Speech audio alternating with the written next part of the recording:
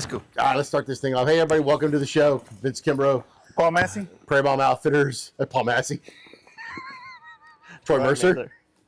Hey, I thought we were doing ourselves. We're at the Delta Waterfowl Expo. We're going to kick off another podcast here for the Wilder Podcast. As you have met Paul in the last episode, Paul's our dog trainer, owner of Third Coast Retrievers down in Wharton. And we wanted to take time when we were here. And we've seen how many puppies we've seen coming through the show or dogs?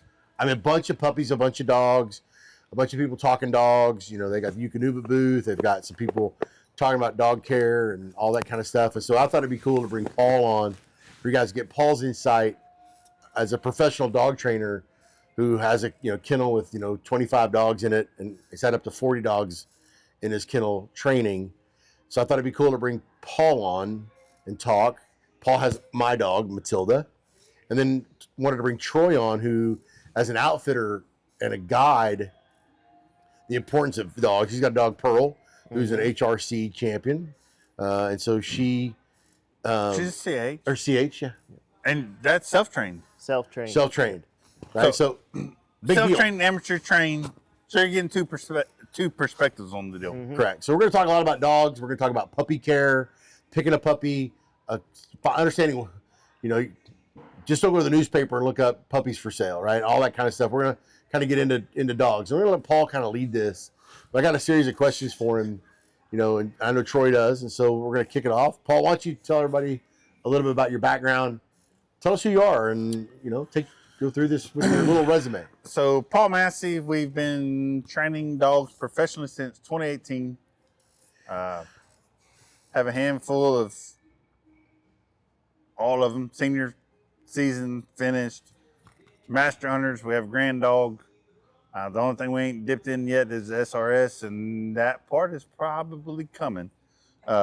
Explain SRS for people who don't understand what the verbiage is for SRS. So SRS says that's where the big dogs play.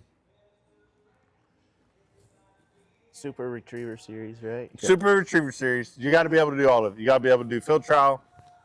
You have to be able to do hunt test, hunt savvy. Like, you have to be a well-rounded ton gun to play in that game. So of your dogs, who's kind of pushing towards that for you?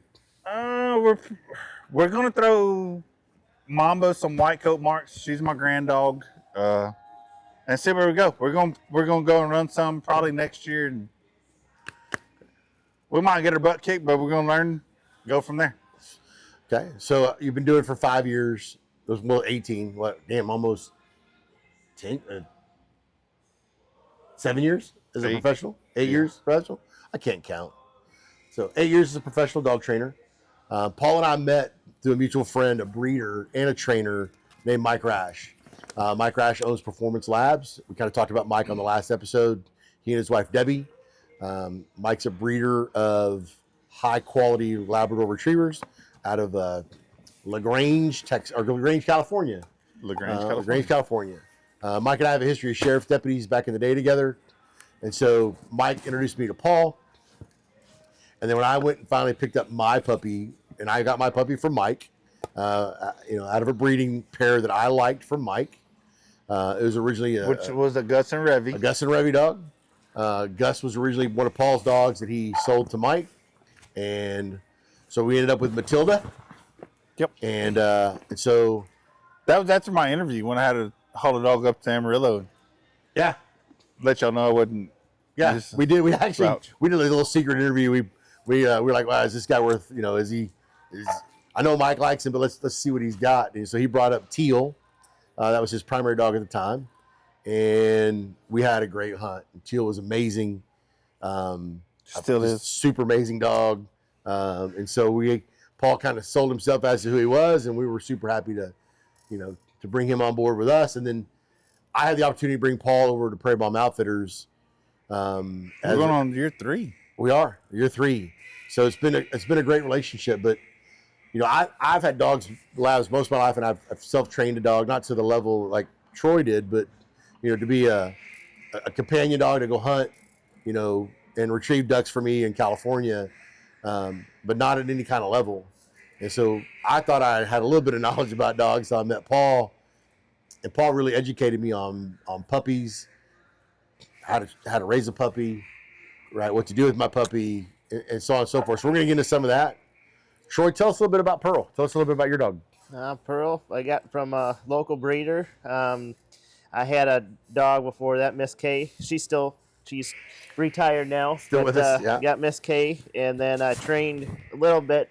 Didn't want to do the hunt test thing. I just wanted a hunting dog. So then the people I trained with, their ground, they bred dogs. They do one breeding a year, and they travel all over and make sure the breeding's right. They do their homework on what dog they're going to breed, and so I liked how they did things. So when it was time to get a new one, I looked them up, and they hooked me up with old Pearl Girl. That's awesome.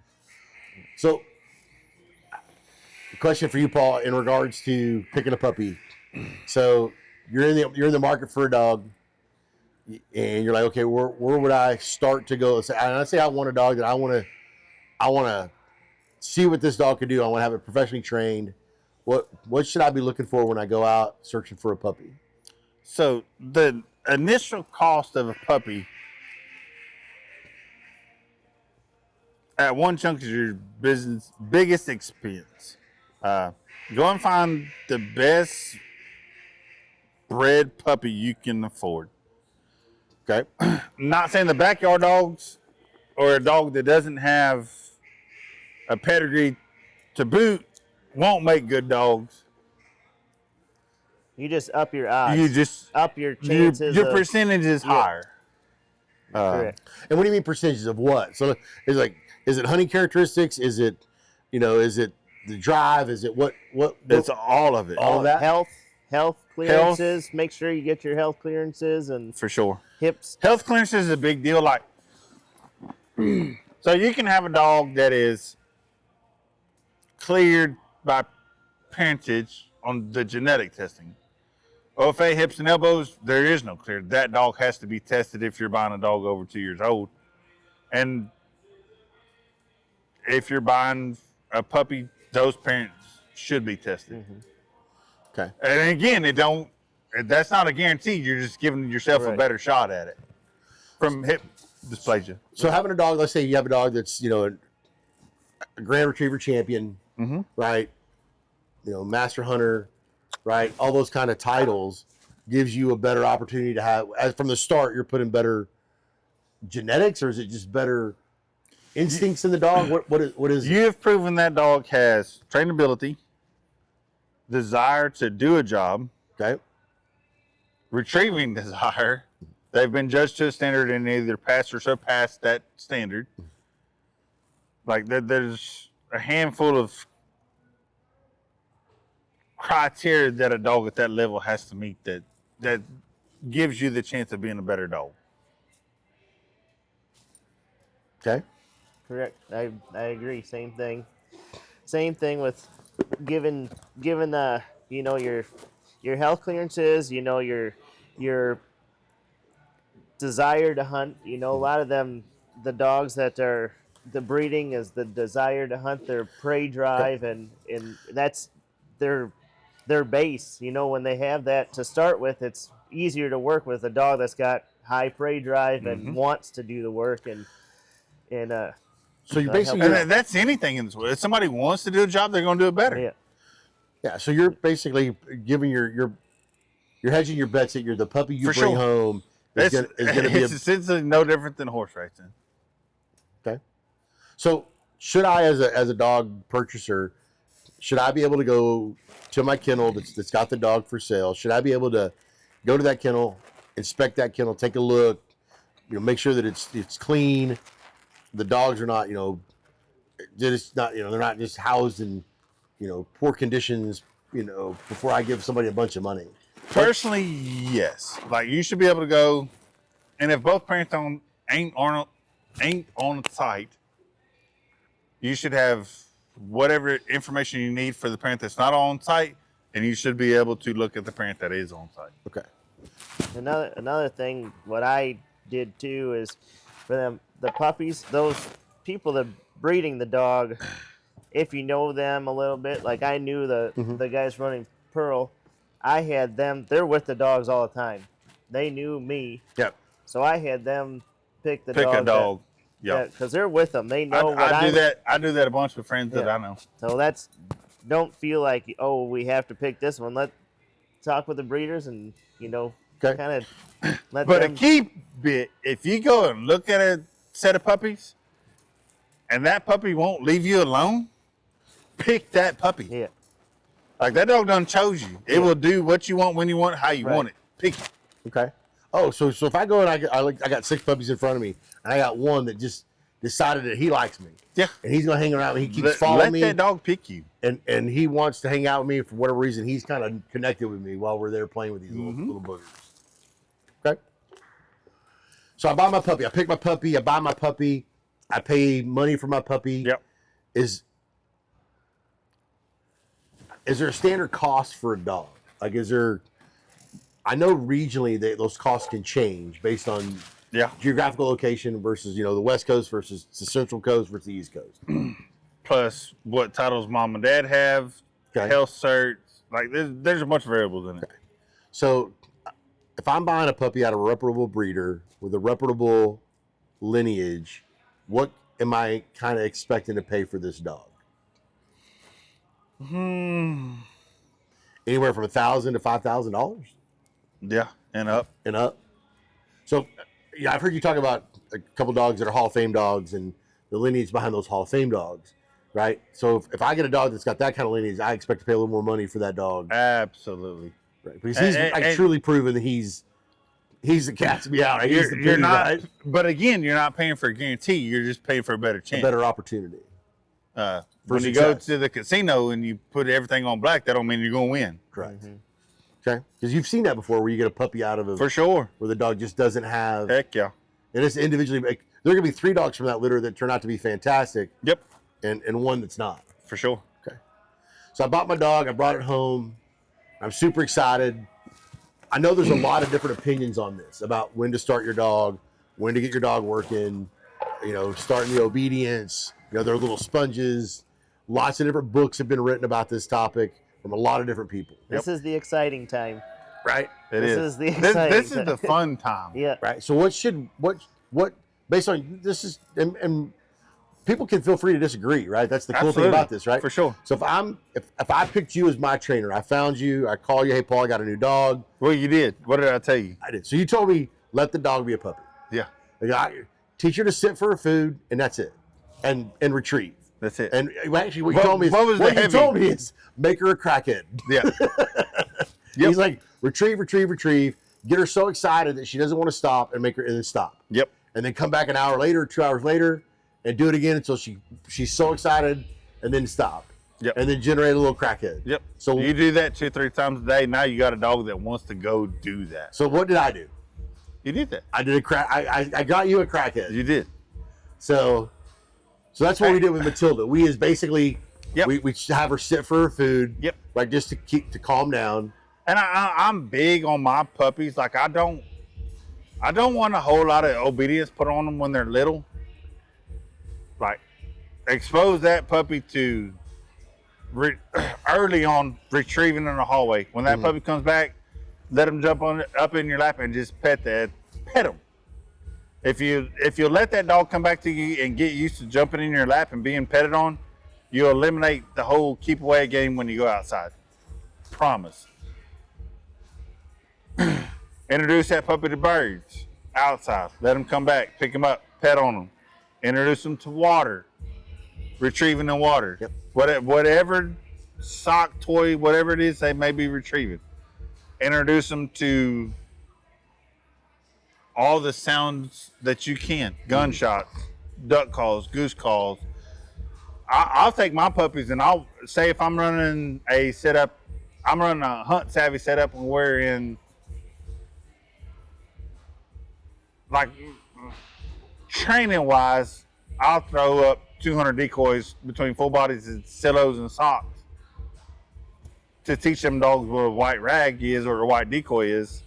And when I'm done, I'll take my puppies out there and walk them puppies to it so they're used to it. When they see it at 8 months old, it's nothing to them. They're so exposed that don't nothing bother them. So socializing your dog, Big time. Once Take your that dog, puppy everywhere. If you can take a dog, take it. once it's had its shots, right? For sure. And then get it out on a leash, get it out and have fun. Or should we? Is the leash a bad thing? Leash is not a bad thing. Like I think a puppy ought to be. Check cord type. You don't have to have them super obedient, but as long as that sun gun ain't on Like the if end, it's like gonna get into some mess, like For you want sure. to be able to step on a leash and for sure. As long as it ain't on the end of it like a sailfish or Right, something. yeah. You know, just so take you can that sun gun just so you somewhere. can stop them if they're for getting sure. into bad Like, stuff. you can't expect a puppy to be. Their intention. They're a baby. They're a puppy. They're out there curious. You got 5 minutes and that's it. Yeah. One thing I like when I had my dog when she was young, if I wasn't committed to the dog, it was in a crate. Yep. Like For sure. you can't like expect a puppy to behave if you're not gonna watch it. Absolutely. So That's if you're a great not gonna point. and they're get into some bad habits, if you're not gonna pay attention to them, put 'em them up. in a crate. For sure. And they learn to love that crate. They do. My dog now, when we say let's go to bed, she jumps up from wherever she's going. She goes into her crate, Yeah. and she knows what. Yep. And even potty training them puppies, say they're in a crate, you're ready to take that puppy outside, take them outside, let them come in 5-10 minutes, kind of free roam explore, Yeah, and then they need to go back to that crate. That way, when you let them out, they're used to going yeah, outside. going. You- Yes. You've conditioned them to that behavior. Yeah, and if So- you can get into a routine too, like Absolutely. Yeah. they come out of the crate, they're going potty first, And and that is makes- what dog training is. Yeah. It's a Right. routine. right. Yeah, so so that's what we did with Matilda based on Paul is we got Matilda started. She's in her crate, got her crate trained, got her outside to go to the bathroom. That took us a bit of time for her. She would run from the crate to the door to go out. But if that door wasn't open, she wasn't waiting for it to get open early. She's like, still- I got here. She still don't. Yeah, so she's good. But it was just her, and we obviously got through that. Yeah. So we got Matilda, and after doing all these things and building this drive to retrieve and having fun with her, you and I picked a date she's about 5 months, 5.5 months, 6 months in that category. Adult teeth that are in. A lot of trainers, and I included, offer a puppy head start. Like if you don't have time for that puppy and they're just gonna be sitting at home in a crate, not learning anything. A lot of us that do it for a living, we will knock off. I'm half priced on puppy head start. You send a puppy to me, we're probably not going to work on potty training, but it's going to be a retrieving little fool. Yeah. Land, water, gunshots, ducks, pigeons, Mm-hmm. quail. That puppy will see all of it. Mm-hmm. Okay. Potty training, not so much. Well, no, 'cause your dog's living in a trailer, living in a kennel, Yeah, right? And so that's just not part of, for sure. So For sure. dog comes home or dog comes to you. Now, as a guy that's running a dog to my trainer, what's my expectation what should I expect from you as the trainer in regards to updates? My expectations because like I know people go, well, she'll be ready in 3 months, right? And you're like, no. I used to do 3 months on a gun dog, but I'm not going to push on puppies like that. If you sign a contract with me, it's going to be 4 to 6 months on a gun dog. I'm not going to push on a puppy like that to do it. And that's getting the puppy to you, obedience, force fetch. Obedience, collar conditioning, force fetch, retrieving, landing singles, landing water out to 100 yards, introduce the simple doubles. Okay. And then If the dog will take it, we'll start on the hand signal deal. okay. It is all depending on the dog. Okay. And I think you and I've had that conversation a lot. For sure. The dog is, and I think you probably saw the same when you were training Pearl. Mm-hmm. She's going to learn at her pace. Right. As much as you may want her to be ahead of schedule, Right. she's still learning. So like guys that are gonna not take it to a trainer and do it on your own, like me, what I would suggest is get a program. a book Absolutely. program. There's a lot of online stuff that you can get involved with. Yep. Get a program, stick with your program. Don't skip ahead. Yep. Do your progress until the dog can do the work. If you start skipping steps, you're just going to be going backwards. So just stick with the program. And if you have a pro that's local, go get with them. Yeah. I have guys that come out all the time. Right. Yeah. That a prime example. I have a guy that come out. He's been out with me twice now. That kind of hodgepodge some stuff together, and the dog's got a lot of holes in it, and he's going back and fixing them. Yeah. Based on you sitting down with him and kind of working a little bit through some of it, but he's trying to go to the next level on hunt desk still, and he can't get there because the holes in the dog. Okay. Yeah. Like he's got to go back and fix holes that were man-made to get to the next level. Okay. And there's retriever clubs out there too. For sure. A pro Absolutely. retriever club. Yeah. These people, you start going to the hunt test too. You go to a started hunt test. You run your dog on your single marks, and there's so many people there. Those hunt tests, and the AKC, UKC. Those people a lot of them are there they want to help. They enjoy running their dogs too. So you meet people, all sorts. They're kind of doing the same thing you're doing, right? Yeah, It's trying to get your dog. Well, even guys that have their dogs professionally trained, and they run their dogs, and even the trainers at the hunt tests and stuff like that. We run a bunch. Yeah, everybody seems to be very helpful, and it's a good community to be involved with. Absolutely. It's a lot of fun. It's fun to go watch. I thoroughly enjoyed the stuff I've got to go see and be a part of. So the biggest thing on the puppies is let a puppy be a puppy. They're only a puppy once. Like that, don't put too much on that little bitty rascal that he can't handle it. Yeah. And if you put too much, you're going to end up in a bind because you're going to end up with a dog that has no desire to go do nothing but sit. Like let him be a little wild, let him be a little crazy, let him be a little free. Exposure, like you said, take them everywhere. Absolutely. Exposure to a lot of experiences. I'm personally a big believer. If you put too much obedience on a young dog, you're gonna knock something out of them. Yeah. So you're telling me, so when they're little, obedience is up, drive goes down.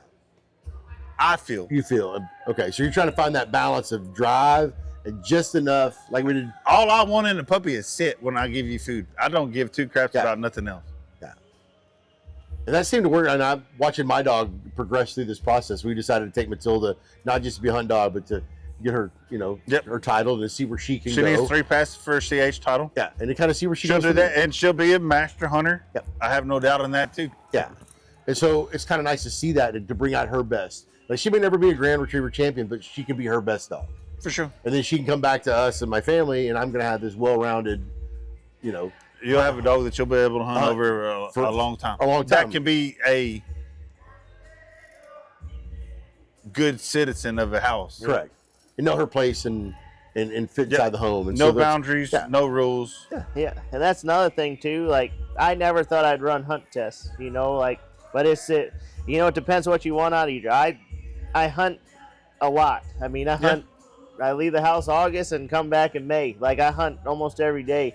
Like it depends on what people want out of their dog too. Like, do you want a hunter retriever champion? You just want a dog that's going to go out and be obedient and just get your birds and be a hunting dog. And, But you got. So I will say this on the hunt test game. If you have a goal, I'm going to go build a hunter retriever champion. That dog is going to have more time, more training, more effort put into it than a gun dog. So you will have a better dog in the long run. Right, definitely. You can take a good hunt test dog, and they're going to be a good hunting dog. Yeah. You can take a great hunting dog, and it may or may not ever make it in the hunt test world. Right. And there's nothing wrong with a good hunting dog. Mm-hmm.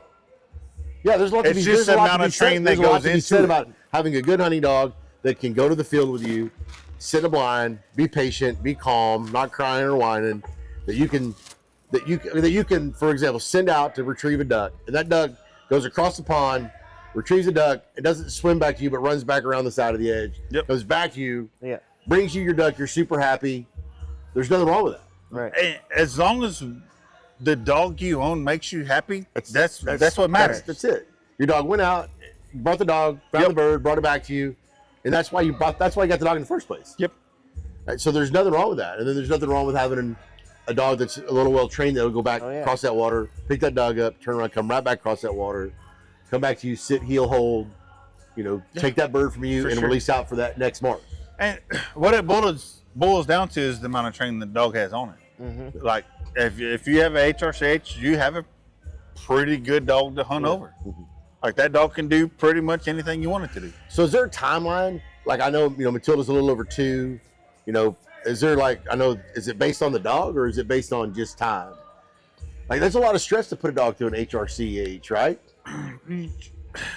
You can, everything that has happened. Correct. I do. We can build an HRCH in 12 to 16 months if the dog can handle it. Correct. If that dog can't handle that amount of pressure that we're putting on it, we're not going to put that pressure on it. Correct. We're going to let that dog grow up, mature, figure out the game, and then we'll go on with it. Yeah, that's kind of what happened with Matilda a little bit. Is we almost were there, and then we started applying a little more pressure. You did to try to get over that hump to finish, and she kind of just wasn't ready for that pressure. Yep, and life happened a little bit on her. She did. It did for sure. Yeah, and so so now we're back. She's about ready to go and finish, and we're super excited to get her done. She's got a pass. She's there. Yeah. Mm-hmm. Hunting season, like you got some tune-ups to do after hunting season. Right. So go play that game. But again, you're training your dog to achieve a goal, so you're going to have a better dog when hunting season comes around. Correct. So all kinds of dogs out there, especially in this game. You got guys that are running black labs, yellow labs, chocolate labs, silver labs, Boykins. Yeah. You got guys that are running spaniels. You got guys are running German short hairs. They're running draughts, wire hairs. My our buddy Keith Rockensaw, he's got that wire hair poodle pointer or puddle pointer or that that's a puddle pointer. That's a cross. It's Kona, super sweet, cool dog. Yep, beautiful dog. Amazing dog. So that's a driven little sun gun. Yes, great dog. And so there's all kinds of different dogs out there to do things. But it's kind of funny, as you and I've had this conversation about some of those other dogs that aren't water-driven dogs. Yeah. About kind of the fairness of putting that dog in freezing cold water in North Texas in the middle of the winter. I'm going to catch a lot of slack about it, but I really don't give a hoot. I don't want to put you on a pickle here having this conversation. We're good. If that dog's got retriever in his name, that's what they were meant for. Correct. German short-haired pointer was meant for pointing. And I'll be complete straight up honest with y'all. If you call me and say you got a German short-haired pointer and you want to make it as a duck dog, I'm going to say I'll train it under one circumstance. When it's 32, 31 degrees, you pull your wader off and you sit there naked with that sun gun because that's what you're putting that dog through. Yeah. And I say that for the fairness of the dog. Correct. It's really not fair to that dog. It's not. They don't have the double coat for it. coats. They don't have the oil that comes off that helps waterproof that dog. And there are some GSPs that don't give two hoots about cold water, but there's a buttload that don't like cold water. More often than not. More often than not. For sure. And so then we've seen, you and I, you have a customer that's and y'all will learn I bull crap a lot. So a lot of the stuff I say, we're not. Yeah, absolutely. I've known Paul a long time. I've seen you train Chesapeake Bays. I've seen you train just about everything over our last 3 years. Yep. Goldens, Cockers, Boykins, Labs, Doodles, Draughts. Yeah. And you did help Eric, on his Eric Grimlin from, top of Texas, Rocket G Ranch, and he's got draughts you helped with, and we did both with the draughts. We did. They're upland and retrievers. They are great dogs. He's got some pretty dogs. I think nothing against the draughts. I think a lab, if you get a puppy and you decide from the get-go that you want a pointer retriever, I think a lab is a better alternative. Okay. I used to manage a big kennel, 80 60, 80 dogs, and we did some APLA stuff, and you can have a lab that will point as hard as a drop and retrieve even harder. American Pointing Lab Association, right? Yeah. APLA. Okay. So, what so I hate to put you on the spot here, man, but I think it's kind of. What's your favorite to train?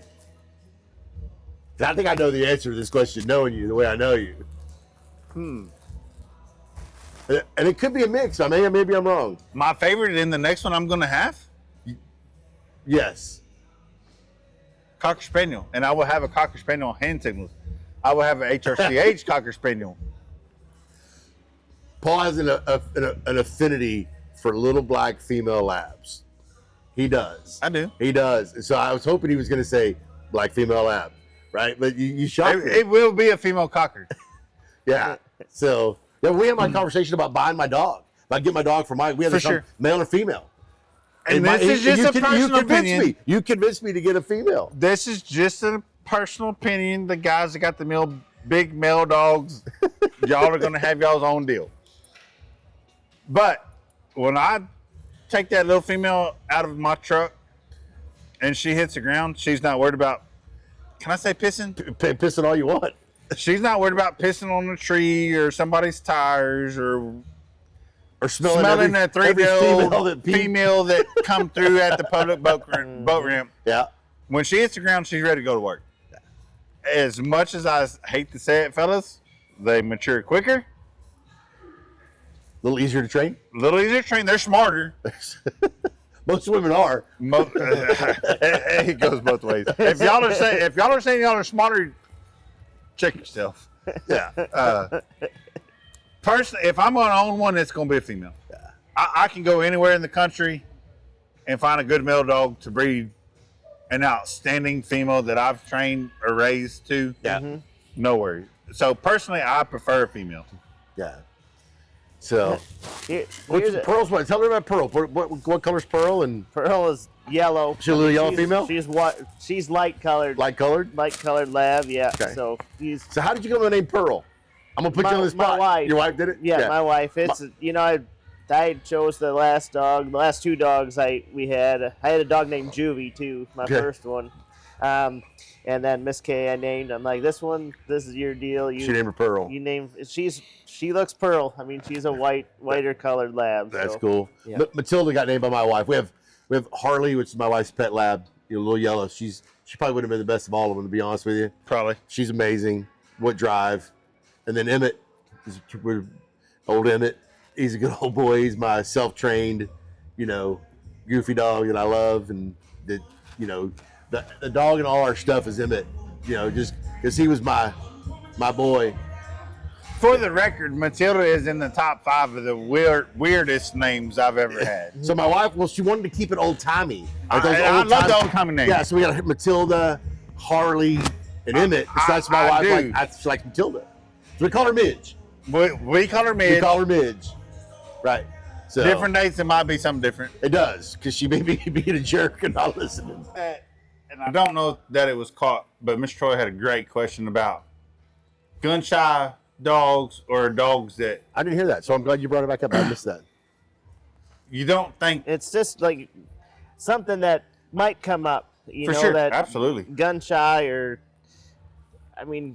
So, in my opinion, again, like if you're going to go buy a puppy, you need to be looking at a breeder that is doing stuff to sound condition them puppies at a young age. Mm-hmm.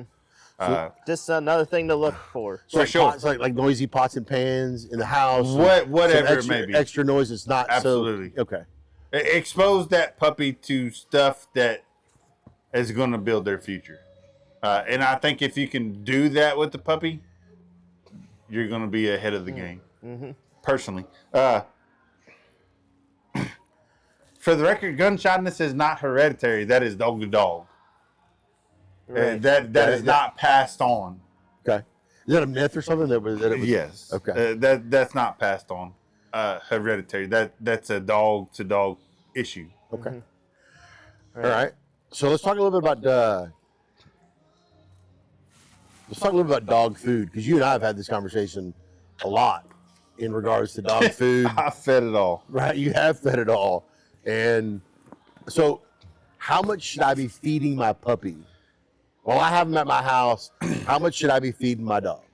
So you're going to look on the back of that dog food bag. You are. And it's going to give a recommendation. Yeah. And you can take that and throw it out the window. Okay. Treat that puppy no different than you would treat a kid. If the kid's a little chunky, you're going to cut him back. If the kid's a little skinny, you're going to feed him a little more. Mm-hmm. And that's the same way you ought to be treating a puppy. Like you can bump up and down a half a cup here, there to adjust that. Okay. A specific brand of food? Is it something the dog can handle? You have a dog in right now. It's got a sensitive stomach. I have Right. to. Come on down, guys. We can hit it. You're good. Come on over. So, Y'all want to talk dogs? all right. Bring a beer.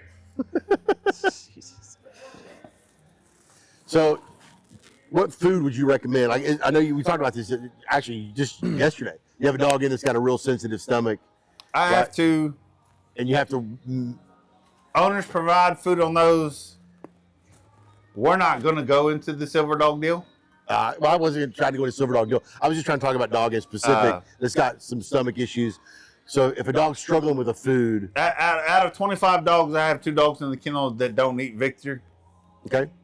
and they're both silver dogs that has. Yeah, because you fed my A dog. reaction. You fed my dog a bunch of different things. She's had Eukanuba, Karina, she's had Eukanuba, she's had Vinook and currently on Victor. and she's had no issues on any of them. No. So don't be afraid to And we're find, fixing to do next level you're looking at next level. for sure. Yeah. So Yep. you're not afraid. So for you got people out there that are looking to find a dog food, find dog food your dog can tolerate, that you feel comfortable with, that you're getting Yep. good nutrition, and Find something that you can get. And that was the whole reason I went to Victor. Like, there's Tractor Supplies all over this country, Yeah. even up to the Oh, north. yeah. With Victor, I can go anywhere in the country and get a bag of dog food. If I leave out of town and I have 5-6 bags on the breezeway of my trailer, and we park in, I'm not calling out Paducah, but just as a name, Paducah, Kentucky, and a coon crawls up there yeah, and gets in my dog food Right. and ruins 3 bags, I'm there for 10 days with 16 dogs. You can go somewhere and I get can go to, if I'm feeding something I can go get locally, I can go and get it. And that's why I'm on Victor. awesome. For starting out, we got a special guest that popped in the booth. Troy hopped out for a couple quick minute. Go ahead and introduce our audience. Man, I'm Robert Brewer. I own Combat Waterfowl, and actually, matter of fact, we were over there listening to music, obnoxiously loud. Had no idea this podcast is even going on.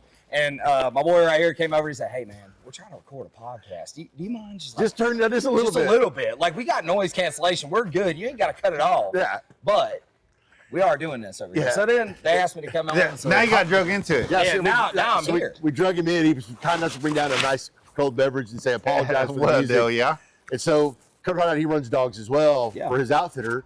So we thought, hey, hop on Well, and I'm talk. actually in apparel business. I only do it for myself. Okay. Okay. So I kind don't, of dog do you I run? don't do it professionally. I got a black. Well, actually, I got 2 black Okay. labs. Okay. Um, Male, female? What is Well, I've got a male and a female. I actually have an old girl. She's retired. What's her name? Her name's Ember.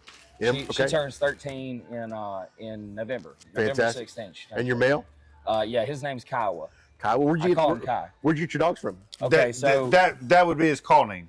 well, Kai is his call name. Yeah, he's actually his registered name is OH58 Kiowa Warrior. It's Okay. after. But when you send him, helicopter. it's Kai. It's Kai. Gotcha. Yep. Yep. Same page. And then I've got a little girl. She's 3 years old. Her name is Gunny. Okay. And Gunny just wrapped up her senior title. Kai, I did all his testing. I did not do all of his training. Okay. But I took him to all the tests all over the place and finally got her master title. Hell, I guess it was 3 years ago. And then Gunny, she just wrapped up her senior. So I'm putting Gunny, AKC only. yeah, AKC only. We have some UKC in North Carolina, but it's more prevalent where I'm at, down there at least, being AKC over UKC. So we do HRC stuff. Okay, so y'all are all HRC. We're pretty much all HRC, some AKC. Well, I've run both, yeah. Okay. and I've run equal Now, amounts Kai's of both. duly registered. He's registered in UKC, but I've never ran a UKC test. Okay. I've only ran AKC. Okay. Sweet. I'm not saying that Now, AKC don't make good dogs. no. I'm not saying It that. does. Where I think HRC really excels is it's more applicable to a hunting scenario. For sure. Whereas AKC is more technical, in my opinion. So my personal opinion, I want to bring them young dogs through the HRC under a gun, Right. put a HRCH on them, and then roll them over to the AKC.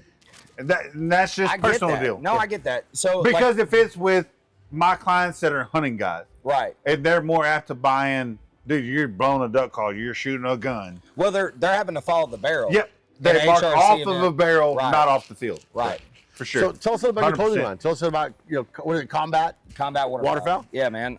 It started in 2019, and honestly, like I had this great plan of it being like the 41 series, which would be each duck like presented Yep. in its natural habitat and this and that, and then I had the guide series, which is going to be every kind of hunting. So you'd have like layout boats, layout blinds, body booting, which is kind of unique to like Eastern Yep. Shore kind of area. And then just showing all the different kinds of hunting, and then the lifestyle series, which would be call making, decoys, stuff like that. So and do I you did that have- for a while. Do you No, have one that is laying in a tangle-free layout chair with the cornstalk blanket? I do not have that. So that was the Because original. that is us. That was the original plan. And then what I discovered, dude, and looking on that now, like 7 years into it, I honestly feel like had I dedicated more myself to that in the moment, I probably would have figured a way out of it. But what I did is I came up, I don't know what in the world was going on in my head, but I came up with this idea I was going to do Coots Unlimited, like Ducks Unlimited, For but sure. like take a parody spin on it. Heck yeah. Because I ain't going to lie, man, every time, you can't tell me. Y'all lie if you want. But if the coot swims and the decoy is getting shot. Brother, that is the best Y'all training. lie, hey, lie if That you is want. the I'm best gonna- training bird there. If your dog will pick up a coot, it will pick up anything. That's facts. So you're going to do it just on principle. Absolutely. I grew up hunting in Texas, and I ended up in California. And if you shoot a coot in California, you are a coot killer, and you were persona non grata in the group. Bro. You No, gotta buy- heck I no. want that crown. I want it. You gotta Yeah, buy for sure. lunch. That to me. You gotta buy lunch. You gotta buy beers. That's cool, man. I mean, it's a whole. That's cool. Oh my word! I've you witnessed discovered? it firsthand. If you take a dog on first, second, third, fourth hunt, and that dog will pick up a coot, you have no worries for the rest of ain't that gotta worry dog's about life. Yeah. So It that will was pick up the- everything you kill. Like that was not at all the plan of the business. But Yep. what happened in that moment was our audience that we had built at the time For sure. latched onto funny. Yeah, And heck me, yeah. dude, combat waterfowl, that combat element comes from military. I spent a little time in the Army and got out of Thank that. you for your and service. then, yeah, absolutely, man. He's I'm a former ex-Marine. Marine, so Oh, hell yeah. I like blue crayons. That's my flavor. I thought it was the cherry that was everybody's favorite. Blue, red, blue raz red is gave me a yours? little. The red gave me a little bit of stomach I ache, get right? it, man. I get For whatever reason, the blue did me well. Now I get it. I actually live not too far from Camp Lejeune now. I'm like Fantastic. 20 minutes away in Fantastic. Swansboro. Yeah. But kicking you back to the dog thing, dude, like I went and I've done nothing but hunt. And my first two dogs, my first dog I ever had, her name was Dakota, and I lost her 2 years ago. And Yep. Ember and her were only 6 years apart in age. So both of them I trained on my own. You know, I did force fetch, I did all of it myself. And the reality, or at least what I discovered, is I had to let my pride go a little bit and realize that there are professionals for a reason. And what I got from that was I met a couple of pro trainers that I've worked with Yep. that have incorporated me into the training program. Yep. Because at the end of the day, man, you can send your dog wherever you want to send that Correct. dog. If Right. they don't You're teach going to you, be the one that's got to run that if dog. they don't teach you how to operate it, it does no Right. good. Right. And what happened, with the business, we travel so much hunting all over the place. I've got 2 trailers in North Dakota. We go to Canada every year, and we try to do most of what we do on our own. And it's no shade to anyone in the industry. Absolutely. Absolutely. Our tagline is true to the sport. Correct. So Ours it- is it's show up and hunt. difficult. Ours is show up and hunt, Yeah. right? And that's what Our, your our that's other the motto service. is, our other motto is fuck Fuck luck, luck, work harder. That part. Yeah. That part. That's real though. It is. It is For real. me- but for me, But like and that is real in everything. absolutely. In business, whether can it's spread that live, across That is real in everywhere life. you're at. you could. Put that shit on a t-shirt. Absolutely. If you're So- ballsy enough to wear it, fuck luck, work harder. Yeah. That's it. Put a it's duck true. symbol over it if you want to. I don't give a damn. But I do understand the passion of going out on your own. I think for me, it's like that's the tagline of my business. You know, like there's a lot of brands out there, there are. and not putting down anyone in None the of world, them. but I want to be the dude that lives what we do. For sure. And yes, our specialty or what got us where we are really is parity. And a lot of people have said that, like that brings in a younger audience and that brings in, the kids that we don't want and this and that. But I'll tell you what, man, Who gives a crap? the old timers are the ones that are going to kill this sport. For if sure. they don't open their damn Absolutely. mind up just a little bit, take that kid at the boat ramp instead of watching that dude go out there. Can we share Please a bit of a story that we did today? Go And ahead. I actually want you to kick in on this on the backside. go Yeah, ahead. absolutely. So we had a young man that come up to us today. Don't have a daddy. Name is Lee. Okay. Mama's raising him. No father figure in the picture whatsoever. Yeah. Neighbor took him in. Okay. Kid had a white cap on. We all know what white caps look like when you wear them. Oh, they stick out like a damn sore thumb. I think it's Well, they're dirty. dirty. Dirty. Yeah. Oh, yeah. Like it was grunge. Oh, that's what he was walking around. walking around. And here with. It looked like that booth right there. Y- About brown as that. Yes. Yeah. So Yeah, about I that said, bad. partner, I don't think white's your flavor. You basically called him dirty, man, right there.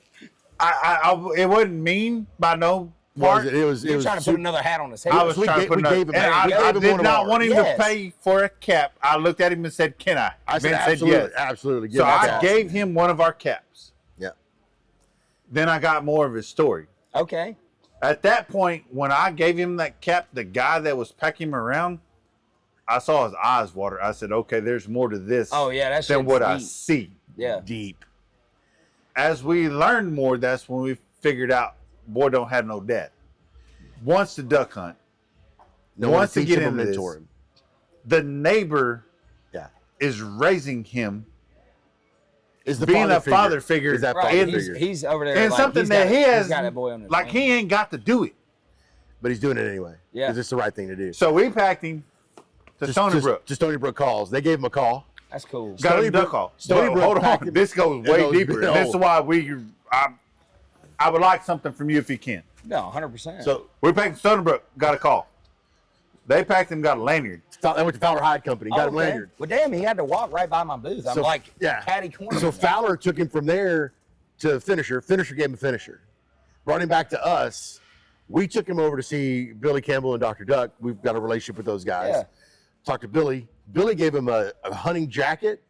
We got him a No, hoodie, a Don't cap. leave the jacket till the Oh, end. Jack, you're right. Jacket's in. We got him a cap and a hoodie from Dr. Duck. Okay. And then Did he get to meet him and all that? He did. Yeah. Got to take That's cool. pictures He, with he him. met, That's he met cool. Billy. About met Billy. Okay.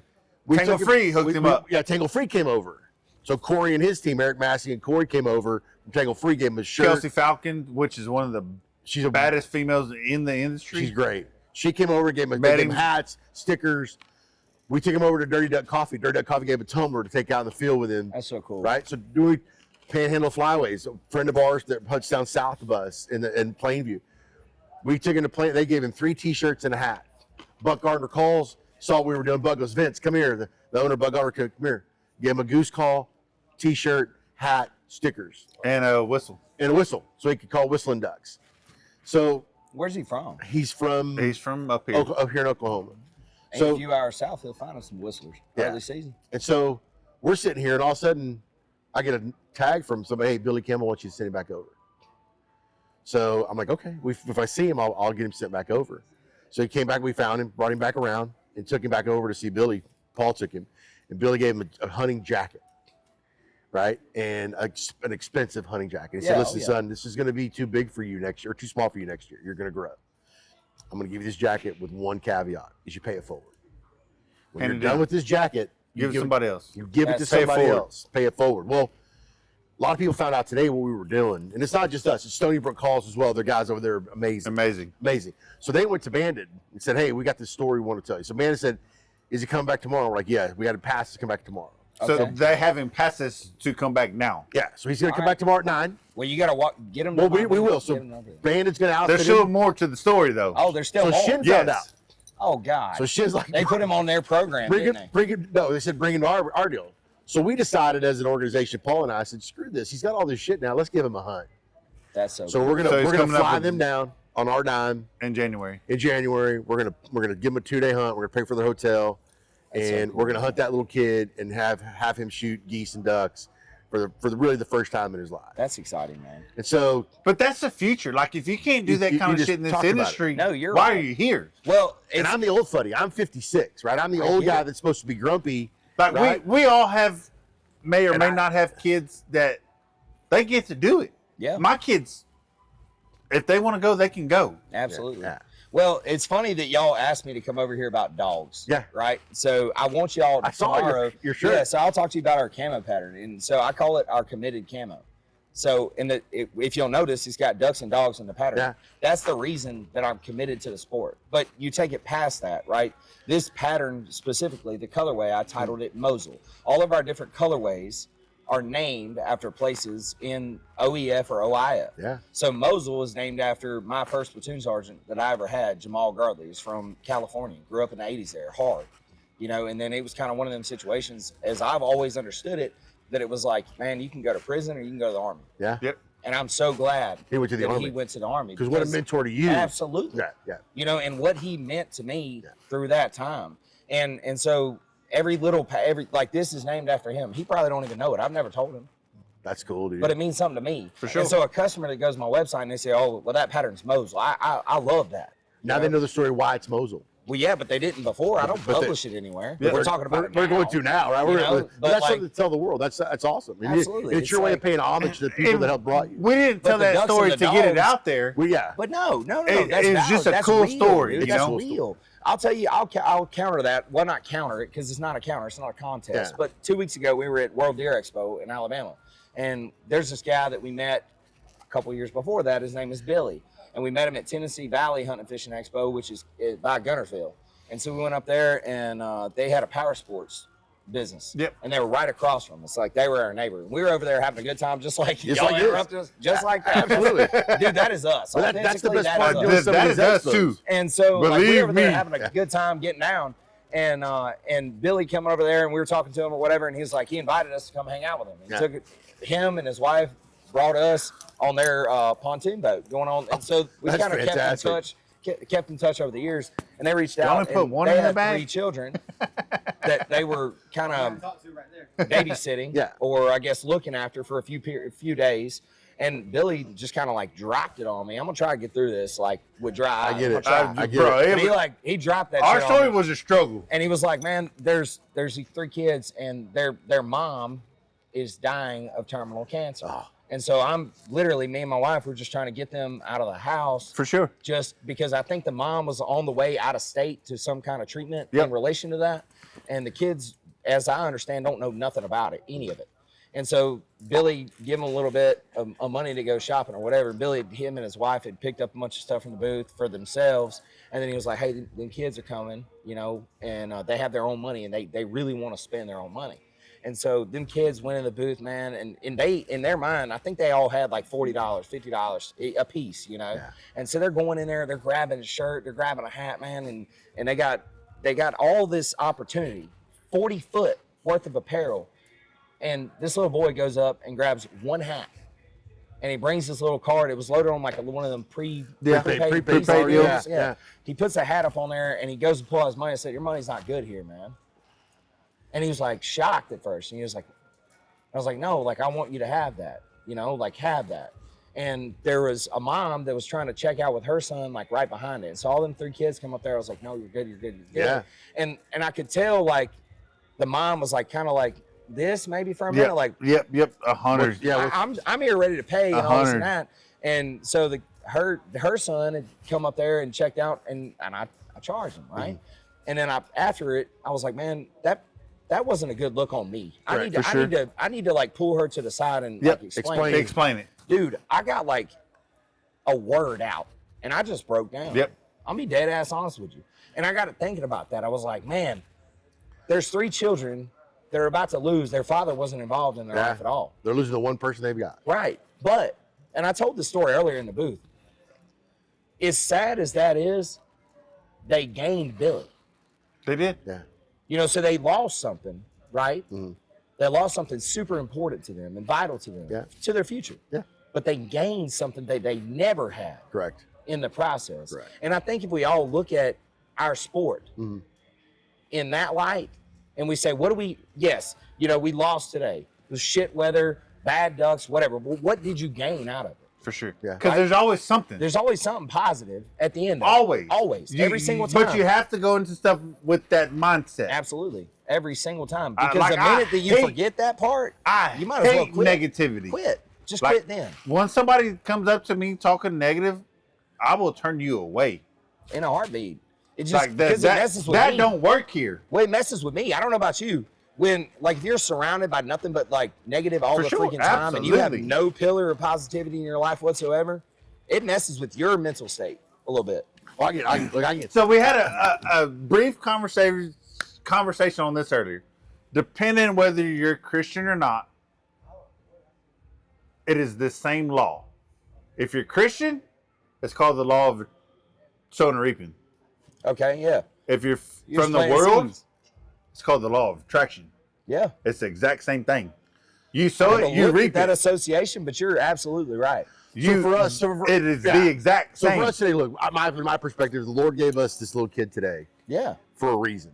100%. He put him right there. He put him right there for a reason, for us to facilitate to him some love that he needed. Yeah, but that's going to do way He more. told me, for you. oh, dude, I'm about to cry. He told me it was better than Christmas. That's crazy. Damn. Dude, it was. Because this was better than any Christmas I've ever had. That's terrible. It's terrible if you think about it like that, but it's awesome Correct. to think about that you and so many other businesses in this industry got to be a part But of. there's a lot of people that bypass that moment that they could have right They there. don't see it. No. They don't see it. And that's why I offered it. Yeah. Just think about what would have Take it or happened if not. you didn't take that 1 second. For Like, sure. all of this- 100%. all If of it this- would have Hey, been so much for the anybody dog else up podcast. there. We're getting into the last. Sorry, guys. No, we will get back to it. We'll get back to it. dogs in a minute, I promise. If it had been anybody else there, that this whole deal would have never happened. It Yeah, would. but that was one moment in time, dude. Like Him just and I think were if you put there, Let in that that kid dirty walk ass- by with that dirty ass hat. kept, and let me see it. Yeah. If Super it had been is- anybody else, it would have never happened. Yeah. So that's just some divine intervention from the Lord. I have no doubt in my mind that's what it 100%. was. Yeah, it's a God moment. It was a And God you- moment. But you can say you don't believe, suckers. It's called law of attraction, but if you look it up, it's called sowing and reaping. That is wild. So let's back to dogs. So Yeah, back to dogs. so what's the best part of you having a dog on a hunt? What's the idea of that dog? What does it mean to you? it's a connection. Me and him are operating as a unit. To be completely honest with you, I could give a damn about shooting a duck. A duck. Absolutely. I could give a damn about it. I mean, I've done it. I have. Dude, Yep. I've been very fortunate. Yeah. And, you know, I've had a lot of mentors in this sport that have shown me. Nobody in my family duck hunted, period. I did not duck hunt Me- for the same. first time until I was 16 years old and I got my driver's license. I was older. And then when I got my driver's license and I finally duck hunted one time, Yeah. that was it. And I've spent the last 18 years doing nothing but Yep, it. chasing these birds. Yeah. Yeah. But I did now- not duck hunt until I owned my first dog, and my daughter was probably 4. She's 15 now, so 11 years ago is when I started. See, like for me, it's like what you realize, I think, is everyone has phases in their waterfowling career. Yeah. Like if you look at it like You're that, right. like you have the learning phase where you go and you do something absolutely ridiculous. You know, For like sure. put your decoys out like in a ridiculous way. Backwards. Something. Oh, It's yeah. like, you're set up for the Yeah. wrong win and I mean, everything. you can say man. whatever you want. Whatever it is, you did it wrong. And we For all sure. know we can all Absolutely. say we can We've say all whatever done we it. want. Yeah. If, We you, if did. you say you didn't, you're lying. And then you go through the killing phase where you just gotta knock It's all down about everything piles. you can. Yeah, it's all about All about piles. And you piles. can It's all say- about that Instagram Everybody can pic. say that they've never had that phase. They're a liar. I'm telling you, it's Yeah. the truth. Everybody goes Straight through it. bullshit. Yeah. And then you go through like the continuity phase, and that's the phase that I'm in now. Yep.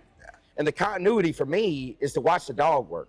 Correct. I get to watch the birds work, but I want Right. to watch my dog work, and I want to be the one to do that. But my dog, dude, goes with me everywhere. Yep. The only reason he's not here right now is he got heartworms on heart guard. Oh, no. On heart guard. Got heartworms. Yep. And so we tried the slow kill method for Yep. 2 years. Yeah. And it got to where he was still showing positive. We do x-rays every 6 months and Yep. kind of watch the Yep, progress. yep, And they yep. weren't progressing, but they weren't diminishing either. Correct. And so I made the choice to go ahead and start his The treatment. hard kill.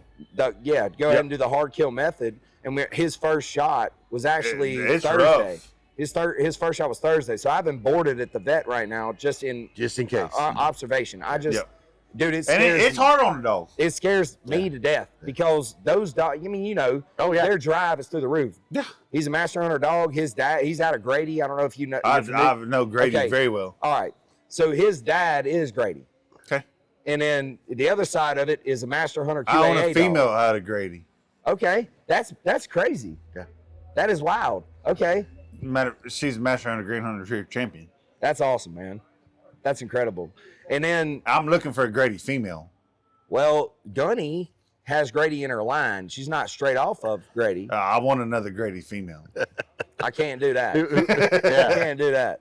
But, you know, when you have a dog with that kind of drive and then you have to take that dog out of sure. the fight, And temper Yep. that drive. It's, Out of the it's fight. hard on the Our dog. friend in it's California way had to do the worse same on deal. us, though, And dude. then it happened at my kills me. kennel on heartworm prevention. They got him on or trazodone or whatever it is, dude. Yep. And, man, when he come out, because I actually had to take Gunny for her 1 year visit at the same time I was picking him up from, got they had another to one stay overnight for the treatment.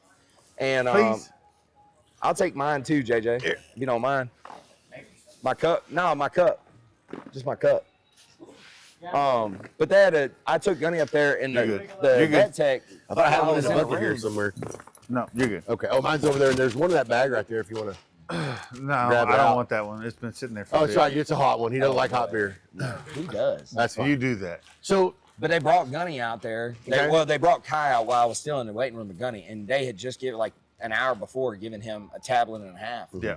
Dude, and he's come in there, and I was messed up for Yeah. a minute, and I was like, all right, it's rough. chill out. Like he For is, sure. Yeah. he's gonna be okay. Yep. You know, Absolutely. it's just harder. They become, dude, like, and I don't have to explain this to you guys. Yeah. Those dogs are family. They are full blown family Family members. Like it's not just like that's a Absolutely. pet. No. I got my dog tattooed on me. yes. Right. I got him on my arm. Right. That's my boy. Right now I got. He's kind of And retired. so coming from a trainer's side of it, like that's what I do for a living. Okay, you're a pro trainer. Pro full-time. trainer. For a living. Okay. Full time. That's how I make my money. That's how I pay my bills. That's awesome. Yeah. If you send one to me, He's they're the only family one, forever. Yeah. and he's the only one touching your dog. That's His- just so. Do you know Justin Matthews, the Southern Magnolia Retrievers, at all? He's No. in about Clinton, North Carolina, kind of central, somewhat close to Fayetteville. No. Justin, dude, he's trained two of my dogs, but I'll tell you a crazy story about Kai and trainers and breeders and kind of how a God moment, right? You don't talk about God moments. We talk about another one. You're good, So guys. Come on. I had this You ain't gotta worry dog about that that shit. I had won. Thank you. There you It's go. the bud. funny cup. Yeah, I'll start here. It's all good. So I used to be an East Coast regional director for a nonprofit. And we were all vets and took other vets and hunted fishing Absolutely. trips. Yeah. Very And this breeder had donated a pick of the litter off of an upcoming litter. Yep. It was a good breeding. There was nothing at all wrong with it. It was very well bred litter.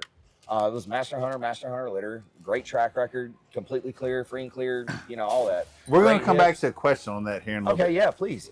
And so I'd put Cabela in training to get her through force fetch, like solid basic Yeah. obedience, all that. And I was up in New York goose hunting, and I got a phone call from Kevin. Another dude was trainer, and he called me. He said, "Robert, I need to talk to you." I said, "What's wrong?" He said, "Dude, I've had to swim out in this pond twice and go get that dog."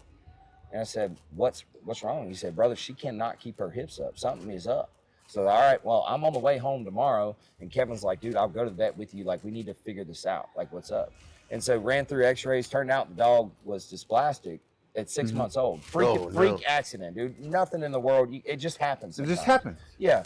Nothing. She wasn't injured during training. Nothing. She didn't fall. Nothing. It just There freaking is happened. no test. You can have hips and elbows on a dog, Thank you, sir. Thanks. I'm good. Thanks. and it doesn't clear the puppies. No. So On the genetic side, yes. Hips and elbows, eyes, no. well, because I'd done the organization I was working with, there's a dude who was also a pro trainer who, like, as soon as we started that organization, he reached out. He was like, "I don't care what you do." He's also a Marine. Yeah, we rock. Or is a Marine.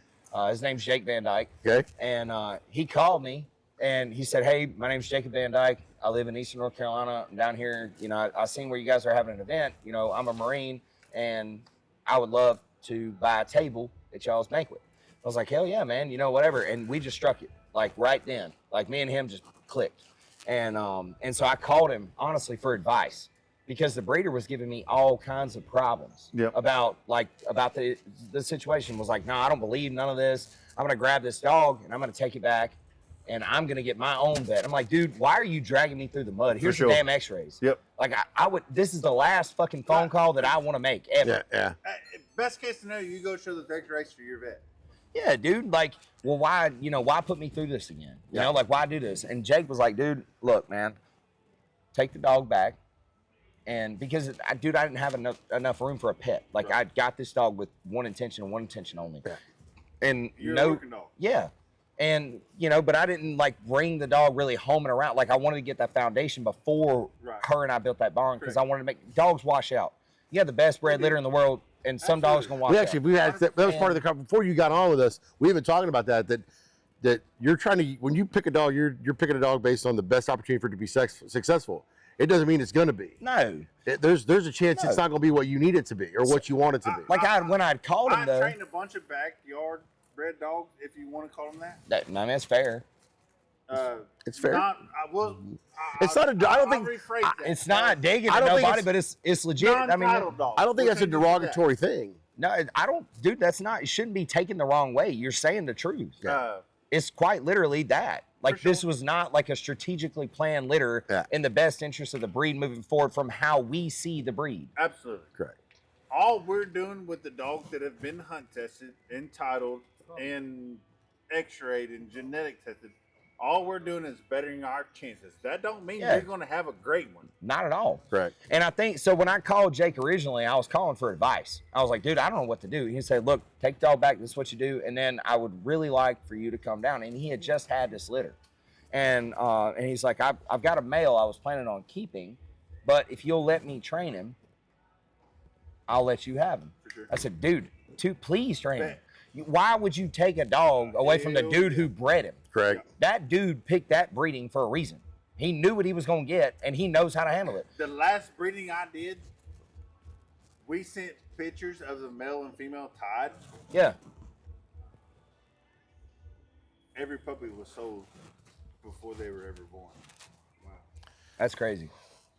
So you got Kai. I got Kai, and then Jake trained him for several years, and then his kids, he has 4 children, but 3 of them were in travel leagues for softball, and he couldn't do the road running to test every week. I know how that expensive that so gets. I was doing the test, and then it got so much that he had to no longer train dogs full time because he was trying to invest into his family because he had taken so much from his family. I know you more than anybody get it. Yeah, we talked about him as he works 365.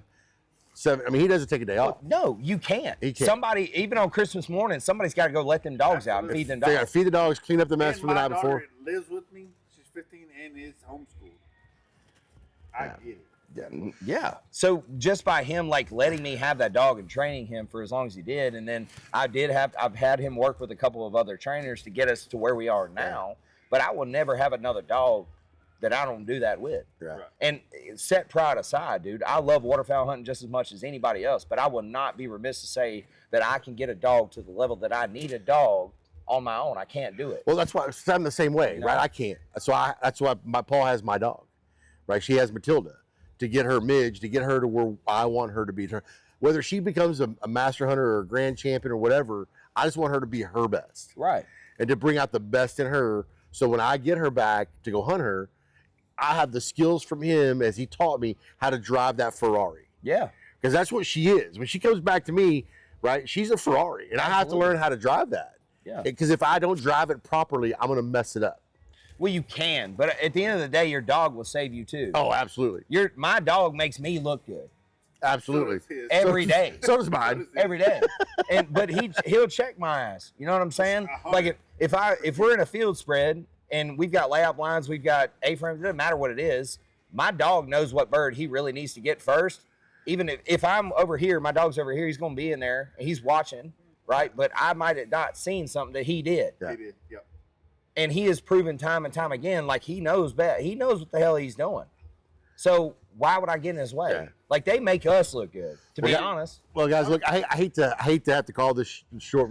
we're about to run out of SD card We ability. didn't talk. You drove me over I here. did. We got way too deep. We way got too deep. quick. We got deep in the woods. But look, owning a dog and hunting a dog is a privilege. It's an honor. These dogs, we don't get these dogs long enough. No.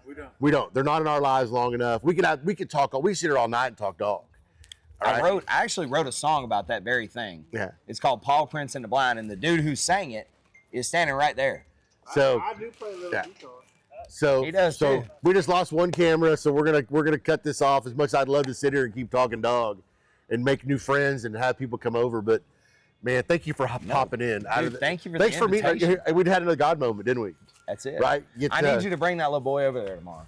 Please. We'll bring him over tomorrow. Please. Introduce you guys to him. We're on the back wall. You can't I bet you. I know where You you're at. can't miss us. And thank you for coming down, taking time out of your 100%. night with your team. Let's do wrap ups. Yeah. What's your life advice? Life advice: get a dog. The dogs bring out more joy in my life than, and part of this hunting experience, than not having a dog. Okay. And so for me, they bring so much love and so much happiness into my life that like I said, Good one will add to a hunt, and a Yeah. bad one will take. We just it can. lost it. Yeah, we just lost. We got one camera left. So you wrap. What's yours? After today, mine is do something for somebody that can't do it for themselves. Well, I didn't even life advice. I was talking about dogs. No, Right? I said life advice. Look, He did say life advice. look. He did say that. Recognize the moments that God puts in front of you, and don't walk past them. Yeah. Right? Don't walk past them. Don't ignore it. Don't ignore it, because that's a moment that God's there for a reason. God's asking you, hey, I'm giving you this moment for a reason. Don't second guess it. Just Just do go with it. So don't. We all have the means and the money to be special, right? Say it. So Paul's tapping out. He's getting emotional, but trust your God moments. That's it, man. I think for me, it's that moment of positivity. Yeah. It's so easy. It's so easy Yeah. to find something negative to latch onto. But in certain moments, like we seen Yeah. today, like Paul's dealing with it right now. Yeah. You know, like it's so easy to find like that little moment right there change that boy's life forever. Well, it changed mine too. 100%. But that's the and it that's changed the most Paul's life important too. part. And that's the point. That is it the didn't point. just change his. It changed No, Paul's. yes. And But everybody find else, those and moments. everybody else here in Oklahoma City that's got to be a part of this with And us. anyone now. that hears this, And look how big it's gotten, just from us saying this little boy needs help. So trust your God moments. Don't let them That's pass, it, by. man.